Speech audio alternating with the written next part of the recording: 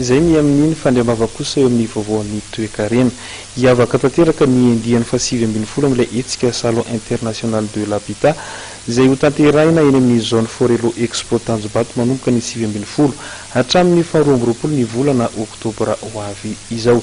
Ny andindiny makasika izay vaovao indrindra no arantsika.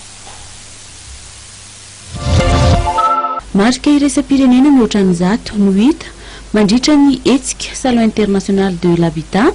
Akoatra ireo dia vokatra vita malagasy manaraka ny fetritra iraisam-pirenenany koa no tazana eny an-toerana. Isany no hita eo avokoa ireo mandritra ny hetsika salon international de l'habitat izay ho tanterahana eny amin'ny zone Forelo Expo Tanjombato mandritra ny 4 andro dia ny 7-20 hatramin'ny 12 ny volana oktobra.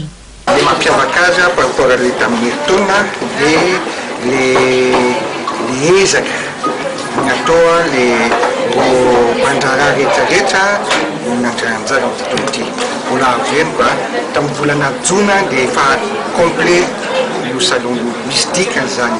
Dikany dia tena mandeha be ny toe-karena anaty io filière io tena mandeha be zay.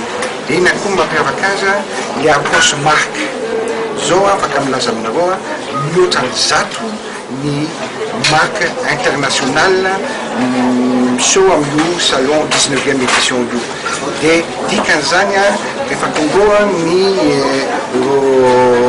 mpanjifa rehetrarehetra dia afaka mahita zavatra samihafa be da be.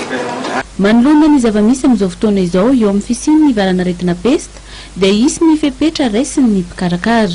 Isaka misy événement première ligne dia misy veille sanitaire. Ao daholo ny dokotera rehetrarehetra, ao koa le ambulance médicalisée, ina dikan'izany misy olona hoe tapaka lalan-drano zavatra ohatrao afaka manao intervention d'urgence izay olona zay. Dia amin'ity taona ity satria misy problème sanitaire lehibe io dia misy docteur spécialiste mihitsy tsy maintsy ao foana dia anao observation amin'izay olona rehetrarehetra miditra amin'io salon io ahafahany hoe tsisy olana nirinany. Tahaka ireo hetsika nokarakarainy ny agence première ligne tamin'ity taona ity dia miara-miasa tanteraka amin'ny hetsika rehetra ny groupement TV. Misy ireo hetsika ho atao mandritra izany 4 andro izany ary afaka mampafantatra ireo mpandray anjara ihany koa.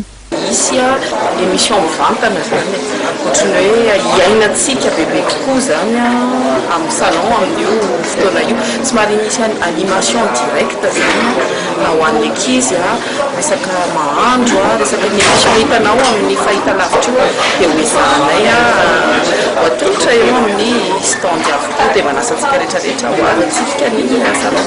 Hatramin'ny 30 araka izany ireo orinasa andray anjara izay sandrahaka amin'ireo trano eva misy 50 sy 500.